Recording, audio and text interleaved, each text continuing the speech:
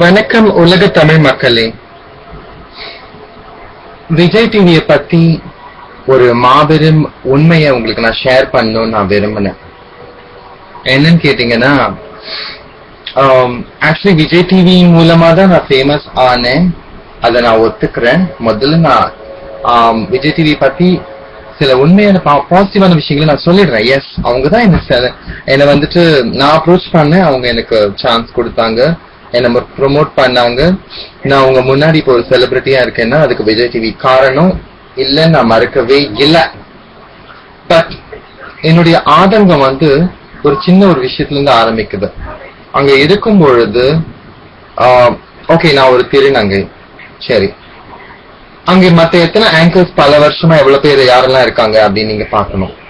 மத்த சில lady anchors, குறிப்பா Brahmin lady anchor, okay, Brahmin girl anchors, கேர்ளா இருக்கணும், அதுலயும் பிராமினா இருக்கணும். அந்த மாதிரி ஆங்கர்ஸ் மட்டுமே விஜய் டிவில பெருமளவு நீடிப்பது ஏன்? பிராமின் கேர்ள்ஸ் மட்டும் ஏன் இவங்க விஜய் டிவி நெட்வொர்க் ரொம்ப ஹைலைட் பண்றாங்க அப்படிங்கிற ஒரு கேள்வி எனக்கு எழ ஆரம்பிச்சது இப்போ ரீசெண்டா. ஓப்பனா சொல்ல போனா திவ்யதர்ஷினி, அப்புறம் I don't know, I mean you know the names of these anchors. In fact Sivakarthikeyan பெரிய ஒரு ஆர்டிஸ்ட் நம்ம நினைக்கிறோம் இல்லையா, அவரு பிராமினா இல்லையா அப்படின்னு நீங்களே ஒரு கணக்கு போட்டு பாருங்க. நீங்க கொஞ்சம் ரிசர்ச் பண்ணி பாருங்க. எனக்கு ஷூரா தெரியல, மேபி இருக்கலாம்னு தோணுது. Because most of the anchors, Vijay டிவில இருக்கிற முக்காவாசி ஆங்கர்ஸ், பெரிய லெவல்ல இவங்க ப்ரொமோட் பண்ற ஆங்கர்ஸ், மோஸ்ட் ஆஃப் தேம் பிராமின்ஸா இருக்காங்க. இல்லைன்னா Roman Catholic RC group, RCs பாத்தீங்கன்னா இந்த விஜய் டிவி குரூப்ல டாப் லெவல்ல இருக்காங்க. அண்ட் சோ பிராமின்ஸும் ரோமன் கேத்தலிக்ஸும் சேர்ந்து இந்த விஜய் டிவி குரூப்ல டாப் லெவல்ல இருக்கிறாங்க. ஆர்டினரி பொதுமக்கள் ஆகிய நம்ம, மத்த ஜாதியினர், ஆண்கள், பெண்கள், திருநங்கைகள் எல்லாரும் இவங்க காட்டுற என்டர்டெயின்மெண்ட் அப்படிங்கிற பேர்ல வர விஷயங்களை நம்ம பாக்குறோம். நம்ம பார்த்துட்டு நம்ம என்ன பண்றோம், இவன் ஏதோ ப்ராடக்ட்ஸ கொண்டு வரான். அந்த ப்ராடக்ட்ஸ்க்கு தான் இந்த டிவியே எதுக்காக ஓடுதுன்னு பாத்தீங்கன்னா, பொதுமக்களாகிய நம்மள ஓகே தேவையற்ற விஷயங்களை உனக்கு தேவை அப்படின்னு சொல்லி தூண்டி விடுவதற்கு ஒரு அட்வர்டைசிங்க்கு ஒரு மீடியம் தேவைப்படுது. அதுக்கு தான் இந்த பிரைவேட் டெலிவிஷன் இண்டஸ்ட்ரியே இந்த இந்தியால இருக்குது. இந்தியால மட்டும் இல்ல, வேர்ல்ட் வைட் பாத்தீங்கன்னா, ஓகேங்களா. அதே மாதிரி விஜய் டிவியை பொறுத்த வரைக்கும் அவன் நியூஸ் சேனல் கிடையாது. Vijay TV group is completely ஒரு என்டர்டெயின்மெண்ட் சேனல், ஓகேவா. சோ இந்த என்டர்டெயின்மெண்ட் சேனல்ல விஜய் டிவியோட ஹெட் யாரு இருக்காங்கன்னு பாத்தீங்கன்னா ஸ்ரீராம் அப்படிங்கிற ஒரு பிராமின் அவரு. அதே மாதிரி ப்ரோக்ராமிங் டிபார்ட்மெண்ட்லோட ஹெட் யாருன்னா பிரதீப் மில்ராய் பீட்டர். அவர் ஒரு ரோமன் கேத்தலிக். நீயா நானான்னு ஒரு ப்ரோக்ராம் நீங்க பாக்குறீங்க இல்லையா, அது ரொம்ப ஃபேமஸா இருக்குது. இன்ஃபேக்ட் என்னோட இப்போதைக்கு ரோஸ் ப்ரோக்ராம் கூட நான் விஜய் டிவில போய் கேட்டப்போ நானே டிரெக்ட் பண்ற மாதிரி கேட்டேன். ஆனா அவங்க டிரெக்ட் பண்ண சொல்ல, நீங்க ஆங்கர் மட்டும் பண்ணுங்கன்ற மாதிரி வச்சாங்க. சரி, ஓகே. பட் என்னோட ப்ரோக்ராம் டிரெக்ட் பண்ணது யாரு? நீயா நானாவோட டிரெக்டர் ஆண்டனி திருநெல்வேலி. அவரு I think he is also Roman Catholic, சரியா. சோ என்ன கேட்டீங்கன்னா, இப்ப நான் சொல்ற விஷயங்கள் நீங்க அப்படியே கூட நம்ப வேணாம். டூ யுவர் ஓன் ரிசர்ச், ஓகேவா. நான் சில விஷயங்கள் ஐ திங்க் நான் சொல்றேன்னா நான் ஊர்ஜிதமா இல்லைன்னு சொல்ல வரேன். But RJ Balaji is a Brahmin, ஓகேங்களா. அப்புறம் அங்க இருக்கக்கூடிய லைக் அங்க பாலாஜி இப்போ ஃபேமஸா ப்ரொஜெக்ட் பண்ணப்படுறாங்க. அப்புறம் நிறைய டிஜேஸ் அண்ட் ஆர்ஜேஸ் ஏன் இங்க பிராமின்ஸ் இவங்க செலக்ட் பண்றாங்க. அதே மாதிரி விஜய் டிவியோட ப்ரோக்ராம்ஸ் பாத்தீங்கன்னா, சூப்பர் சிங்கரா இருக்கட்டும், இல்ல மற்ற ப்ரோக்ராம்ஸா இருக்கட்டும், இதெல்லாம் ரொம்ப ஹைலைட்டா இருக்கும். அதுல வர ஆங்கர்ஸ்ல பார்ட்டிசிபேட் பண்றவங்க மோஸ்ட் ஆஃப் தெம் எல்லாருமே பிராமின்ஸ் நிறைய இருக்காங்க. அது ஏன்ற ஒரு கேள்வியை நான் வைக்க விரும்புறேன். சோ பிராமின்ஸ் நல்லா இருக்கணும்ன்றதுக்காகவும், ஆர்சி கூட்டம் நல்லா இருக்கணும்ன்றதுக்காகவும் தமிழ் மக்களுக்கு ஏதோ என்டர்டெயின்மெண்ட் பேர்ல எதையோ காமிச்சு, அது கூட பாத்தீங்கன்னா விஜய் டிவில என்டர்டெயின்மெண்ட் அப்படிங்கறதுல பாத்தீங்கன்னா அவங்க மெயினா இந்த ரியாலிட்டி டிவி காம்படிஷன்ஸ் போட்டி அப்படின்னு சொல்லி ஆரம்பிச்சது விஜய் டிவி தான். உங்க எல்லாருக்கும் தெரியும், ஆல் காம்படிஷன்ஸ் உங்களுக்கு விஜய் டிவி தான் ஆரம்பிச்சு வச்சான்.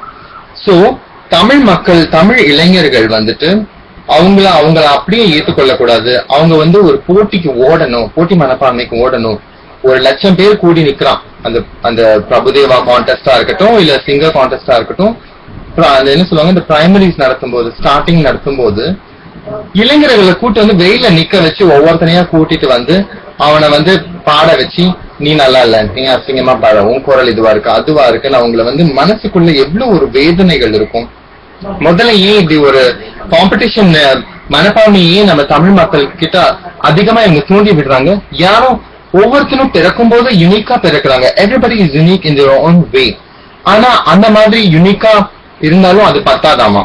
ஓகே, நீ வந்து you have to have இந்த டேலண்ட் அந்த டேலண்ட், இது அது ஒரு டேலண்ட் அண்ட் கான்டெஸ்ட். இத வேற நம்ம எல்லாம் உட்கார்ந்து பேசுறோம், ரொம்ப கேவலமா இருக்குங்க. இத காமிக்கிறது மூலமா அவன் என்ன பண்றான், விளம்பரம்ன்ற பேர்ல இவன் வந்து என்னென்னலாம் நம்மளுக்கு காட்டுறான் விக்கிறதுக்கு அப்படின்னு சொல்லி நீங்க பாக்கணும். ஃபேர் அண்ட் லவ்லி போட்டு எவங்க ஃபேரா இருக்கான், எந்த பொண்ணு ஃபேரா இருக்கான் ஃபேர் அண்ட் லவ்லி போட்டு? இந்த மாதிரி ஒவ்வொரு கார்பரேட் ப்ராடக்ட்ஸ் எல்லாமே கார்பரேட் ப்ராடக்ட்ஸ் பொதுமக்களை ஏமாத்தி அவங்களுக்கு தேவையில்லாத விஷயங்களை ஓகே அவங்களுக்கு விற்க வைக்கிறதுக்காக. இன் அதர் வேர்ட்ஸ், நம்ம அதை வாங்குறதுக்காக நம்ம என்ன பண்ணணும், இன்னும் எக்ஸ்ட்ரா உழைக்கணும், ஓடணும், ஓடியாடணும். அதே மாதிரி எப்பவுமே நமக்கு வந்து ஐயோ என் ஸ்கின் சரியில்லை, இந்த அளவுக்கு ஃபேரா இல்ல, அந்த பிராமின் பொண்ணு விஜய் டிவில வராலே அந்த மாதிரி ஃபேரா நான் இல்ல, என்னோட ஸ்கின் நல்லா இல்ல, என்னோட ஹேர் அந்த ஸ்டைலா இல்ல, என்னோட ட்ரெஸ்ஸிங் சரியில்லை, இந்த சாரி நான் கட்டல, இந்த பைக் நான் வச்சிருக்கல, இந்த கார் நான் வச்சிருக்கல, அப்படி இப்படி அப்படி இப்படின்னு நம்மள வந்து ஒரு ரோபோவா வந்து ப்ரோக்ராமிங் பண்றான். இப்படி எல்லாம் நீ இருந்தால்தான் உனக்கு ஸ்டேட்டஸ்னு. சோ ஸ்டேட்டஸ் அவன் என்ன பண்றான், உன் மனசுல வந்து இதுதான் ஸ்டேட்டஸ்னு பதிய வைக்கிறான். அதுக்குதான் மாஸ் மீடியாவே யூஸ் பண்றாங்க. சோ இதெல்லாம் நான் கேள்வி கேட்க விரும்பினேன். சோ நான் ஒரு திருநங்கை என்னை வந்து வச்சு ப்ரோக்ராம் பண்ணாங்க. சரி, ஏன் ஒரு 1 இயர்க்குள்ள என்னோட ப்ரோக்ராம் ஸ்டாப் பண்ணிட்டு, இது வரைக்கும் எனக்கு என்ன ரீசனுக்காக ஸ்டாப் பண்ணாங்கன்னு சொல்லல, ஏன் கண்டினியூ பண்ணல?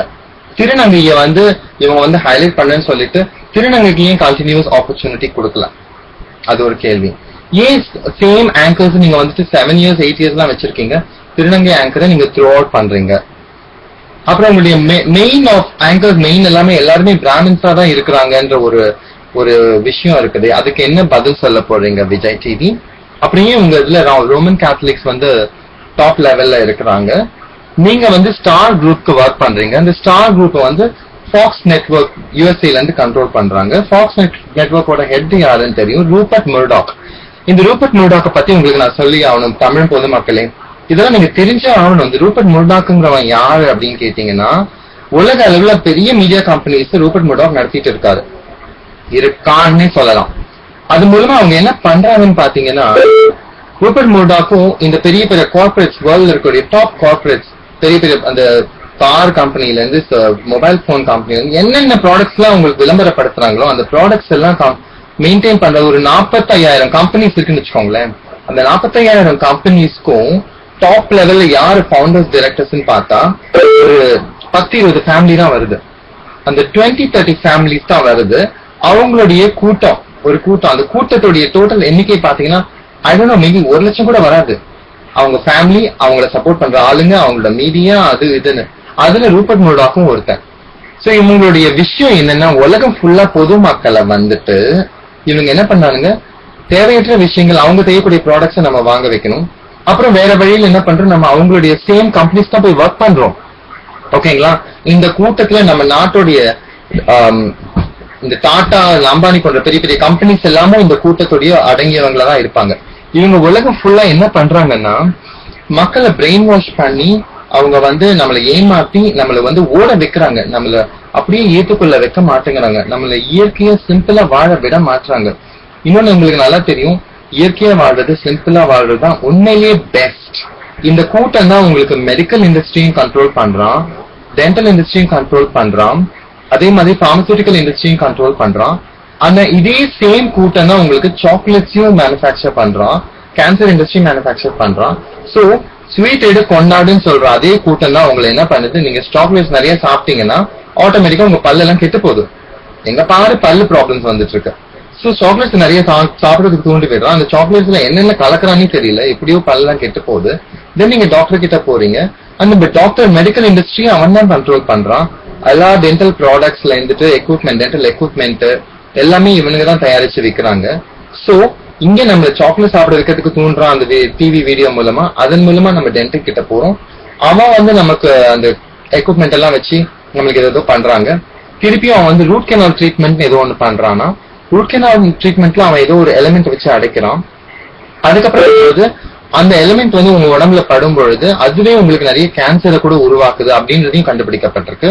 அப்புறம் திருப்பி நம்ம கேன்சர் இண்டஸ்ட்ரிக்கு அவன் தான் கண்ட்ரோல் பண்ணா. கேன்சர் இண்டஸ்ட்ரி கூட்டத்துக்கு நம்ம போய் ஓடணும். சோ நம்மள சிம்பிளா இயற்கையா வாழ விடாம இவன் ஏதோ ப்ராடக்ட்ஸ் தயாரிக்கிறேன்னு சொல்லி அதை கொண்டு வந்து காமிச்சு, அப்புறம் வந்துட்டு நீ ஃபேரா இருக்கணும்னா ஃபேர் அண்ட் லவ்லி போடணும், கார்னியர் அது இது. நான் உங்க முன்னாடி மேக்கப் போடாம உட்காந்துருக்கேன் இல்லையா, என்ன காரணம் ஒரு நிமிஷம் யோசிச்சு பாருங்க. இயற்கையான அழகு இஸ் தி பெஸ்ட். ஓகேவா? நான் டிவில உட்காரும்போது மேக்கப் எல்லாம் போட்டுட்டு இருந்தேன். இன்ஃபேக்ட் இந்த மாதிரி உங்களுக்காக வீடியோஸ் பண்ணும்போது கூட ஆரம்பத்துல மேக்கப் எல்லாம் போட்டுட்டு இருந்தேன். எனக்கு அதெல்லாம் இஷ்டமே இல்லைங்க. எனக்கு எப்ப தோணுதோ அது போடுவேன். But this is what I am. This is the real beauty. உங்களுக்கு இயற்கையான ஒரு பியூட்டியை உங்களால பார்க்க முடியலன்னா எந்த ஒரு மேக்கப் போட்டும் வந்து உங்க பியூட்டியை வந்து நீங்க வந்து அது வந்து ஒரு சின்ன ஒரு ஷனநேர ஒரு பியூட்டியா தான் இருக்குமே தவிர அது உண்மையான பியூட்டியா, இன்னொரு பியூட்டி, ட்ரூ பியூட்டியா இருக்காது. பட் இந்த கூட்டம் வந்து உலகம் ஃபுல்லா என்ன பண்றாங்கன்னு பாத்தீங்கன்னா, மொபைல் போனை கூட அப்பப்ப மாத்திக்கிட்டே இருக்காங்க. நீங்க அந்த புது மொபைல வாங்கினே இருக்கணும். Samsung, Sony, all the companies belong to this network. இந்த நெட்வொர்க் தான் இந்த எல்லா கம்பெனிஸுமே இருக்கு. இந்த விஜய் டிவியை கண்ட்ரோல் பண்றது அந்த நெட்வொர்க் தான் டைரக்டா. மற்ற டெலிவிஷன் சேனல்ஸ் மட்டும் சும்மா கிடையாது. மற்ற டெலிவிஷன் சேனல்ஸ் என்ன பண்றான், அவனும் வந்துட்டு இந்த கூட்டத்தோட கம்பெனிஸ் இருக்கு இல்லையா, இந்துஸ்தான் யூனிலிவரா இருக்கட்டும், அது இது என்னென்னமோ கம்பெனி, சோப்பு சீப்பு கண்ணாடி எல்லாத்தையுமே காட்டுறாங்க. இது எல்லாத்தையும் வாங்கறதுக்கே நம்ம ஓடணும். அதே மாதிரி நம்ம எங்க ஒர்க் பண்றோம், இதே மாதிரி கம்பெனிஸ் கிட்ட தான் ஒர்க் பண்றோம். கம்ப்ளீட்லி இந்த கூட்டம் தான் வந்து உங்களுடைய இந்திய அரசாங்கத்தையும் வந்துட்டு மறைமுகமா இவனுக்கு தான் நடத்திட்டு இருக்காங்க. உங்களுக்கு ரிலையன்ஸ், இந்த டாடா, இவங்க எல்லாருமே இந்த குரூப்பா தான் இருக்க முடியும், வேற வாய்ப்பே இல்லை. உலகம் ஃபுல்லா வந்துட்டு முதலாளித்துவம், தனிநபர் சொத்து வச்சுக்கலான்ற அந்த கேபிட்டலிசம் முறையை வந்து கம்ப்ளீட்டா மேல இருந்து பொம்மலாட்டமா ஆபரேட் பண்ணிட்டு இருக்கிறதே இந்த இலுமினாட்டி குரூப் தான். அவங்க தான் இந்த வேர்ல்டு வைட் மீடியா நெட்வொர்க்ஸ் நடத்திட்டு வந்துட்டு இருக்காங்க. அண்ட் இந்த இலுமினாட்டி குரூப்ஸ்க்கும் இந்தியால டாப் லெவல்ல பிராமன் நெட்வொர்க்குக்கும் ஏதோ கனெக்ஷன் இருக்கு. அந்த கனெக்ஷனும் hundreds of years, thousands of years பின்னாடி போயிட்டு இருக்கு. அதை பத்தி ரிசர்ச் பண்ணும்போது நிறைய ஷாக்கான விஷயங்கள் நமக்கு கிடைக்குது. இப்ப வந்து அதே இலுமினாட்டி கூட்டம் தான் உங்களுக்கு பிஜேபியை வந்து பயங்கரமா ப்ரமோட் பண்ணிட்டு இருக்கான். அம்பானி தான் வந்துட்டு பிஜேபியை பயங்கரமா ப்ரமோட் பண்ணிட்டு இருக்கான். ஓகேங்களா? So everything is related. But நான் இந்த வீடியோல குறிப்பா சொல்ல வந்தது என்னன்னா, விஜய் டிவிக்கும் பிராமின் ஆங்கர்ஸ்க்கும் அப்படி என்ன தொடர்பு? ஏன் பிராமின் ஆங்கர்ஸ் மட்டும் சப்போர்ட் பண்றாங்க? அனுஹாசன்ல இருந்து, ஓகே, அண்ட் தென் டிடில இருந்து, ஐ don't no, Archana and RJ Balaji, you know it, உங்களுக்கு தெரியும் விஜய் டிவில யாரெல்லாம் டாப் ஆங்கர்ஸ். கோபிநாத் மட்டும்தான் எனக்கு தெரிஞ்சு இல்லைன்னு நினைக்கிறேன். சோ இந்த மாதிரி ஒரு இது வந்து நான் சொல்றது உங்களுக்கு ஷாக்கிங்கா இருக்கலாம். இவ்வளவு என்ன அவ்வளவு திமிரு விஜய் டிவி தான் வளர்த்து விட்டாங்க அப்படின்னு திமிரா வந்து பேசுறாங்க. பட் ஆக்சுவலி நான் வந்து உண்மையை உங்களுக்கு சொல்லிதான் ஆகணும். நான் வந்து நானும் ஒரு குடிமகளா இருக்கிறதுனால நானும் வந்து இந்த கரப்ஷனால பாதிக்கப்பட்டிருக்கேன், இந்த பிரெயின் வாஷிங்னால பாதிக்கப்பட்டிருக்கேன். நம்ம எல்லாம் ஓட வேண்டியது இருக்கு. நம்ம இயற்கையை நம்ம சிம்பிளா வாழ விட மாட்டாங்க. ஓகேங்களா? நானும் பாதிக்கப்பட்டிருக்கேன். அதுக்கெல்லாம் இந்த மீடியா தான் காரணம். அது எப்படி நம்ம குறி சொல்லாம இருக்க முடியும்? இந்த பற்பல காரணங்கள் தான் எனக்கு திருப்பியும் டிவி இண்டஸ்ட்ரிக்குள்ள போகவே பிடிக்கலங்க, சுத்தமா பிடிக்கல. ஓகேங்களா? நான் கலைஞர் டிவில கொஞ்ச நாள் ஒர்க் பண்ணப்ப கூட நான் நிறைய பார்த்துட்டேன். நிறைய கேவலமான விஷயங்கள் வந்துட்டு நடந்துட்டு இருக்கு டிவி இண்டஸ்ட்ரியை பொறுத்த வரைக்கும். இங்க வந்துட்டு ஜாதி வாரியான டாமினேஷன் இருக்குதா, பற்பல விஷயங்கள் இருக்குங்க. தமிழ் மக்கள் ஆகிய நம்ம வந்து விழித்தெழணும். நம்ம மட்டும் இல்ல, நம்ம எல்லாரையும் விழித்தெழ வைக்கணும். இந்த மாதிரி வந்து நம்மளுடைய இயற்கை தன்மை, இயற்கை தாங்க கடவுள் தன்மை, இயற்கை தான் கடவுள். நம்ம சிம்பிளா இயற்கையை வாழ விடாம இவனுங்க வந்து என்னென்னமோ ப்ரோக்ராம்ஸ் எல்லாத்துலயும் வந்துட்டு தேவையில்லாத இந்த சீரியல்லாம் வந்து நினைச்சாலே கோபம் தான் வருதுங்க. இது இந்த 10-15 வருஷமா 20 வருஷமா தான் இந்த பிரைவேட் டெலிவிஷன் அப்படின்னு வந்து நம்மளுடைய பிரெயின் வாஷிங் ரொம்ப ஜாஸ்தி ஆயிடுச்சு. இப்ப நம்ம இயற்கையான வாழ்க்கையிலே இல்ல, ரொம்ப செயற்கையா போயிட்டு இருக்கோம். சோ இதற்கெல்லாம் விஜய் டிவி என்ன பதில் வந்து தமிழ் மக்களாகிய உங்களுக்கு தரப்போகுது? ஏன் பிராமணிக்கல் டாமினன்ஸ் இருக்கு? அங்க மட்டும் இல்ல, நான் வந்து பிக் எஃப்எம்ல கொஞ்ச நாள் ஒர்க் பண்ணேன். அங்கேயும் பார்த்துட்டேன் பிராமணிக்கல் டாமினன்ஸ். அங்க டாப் லெவல்ல இருந்த கண்மணி அப்படிங்கிற ப்ரோக்ராமிங் ஹெட், அவங்க என்ன பண்ணிருந்தாங்க, என்ன கொஞ்ச நாள் என்ன வந்து ஒரு 9 months கிட்ட நாங்க ஒர்க் பண்ணேன். இன்னும் ஒரு 1-2 months எனக்கு அக்ரிமெண்ட் கூட இருந்தது. ஆனா திடீர்னு என்ன நீக்கிட்டாங்க. ஆனா அங்க ஹைலைட்டா இருந்தது பாத்தீங்கன்னா, உங்களுக்கு வந்து மோஸ்ட்லி வந்து ஆர்ஜே பாலாஜி இருந்தாங்க. அப்புறம் நான் என்ன நீக்கும் பொழுது முத்துன்னு ஒரு பையனை வந்து திடீர்னு கூட்டிட்டு வந்திருந்தாங்க. அவனும் பிராமின். அவனை போய் ஒரு ஏதோ ஒரு ஏசியன் காலேஜ் ஆஃப் ஜேர்னலிசம் போய் இன்டர்வியூ பண்ணாங்களாம். எல்லாம் இன்டர்வியூ பண்ணிட்டு கடைசியில ஒரே ஒரு பிராமின் பையன் தானே உங்களுக்கு கிடைச்சான். அதுக்கப்புறம் நான் லீவ் ஆகும்போது லாவண்யான்னு ஒரு பொண்ணை வந்து பிக் எஃப்எம்ல கொண்டு வந்தாங்க. எனக்கு பதிலா ரிப்ளேஸ்மெண்டா. அந்த பொண்ணும் பிராமின். சோ வை ஏங்க என்ன நடக்குது நம்ம மீடியால? நமக்கு தெரியாம என்னென்னமோ நடந்துட்டு இருக்குதா?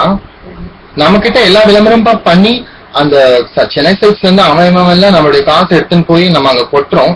ஆனா அவன் விளம்பரப்படுத்துற ஒரு மீடியா ஆர்கனைசேஷன்ஸ்ல பெரிய பெரிய மணி யாருக்கு போகுதுன்னா இந்த மாதிரி ஆங்கர்ஸ்க்கு, விஜஸ்க்கு தானே போகுது. அவங்க எல்லாம் யாரா இருக்காங்க? அப்ப என்ன நடக்குது? சோ வர்க்க வாரியா இந்த நாட்டுல, இந்த தமிழ்நாட்டுல வர்க்க வாரியா ஏதாவது ஒரு மாபெரும் சதித்திட்டம் நடந்துட்டு இருக்குதா?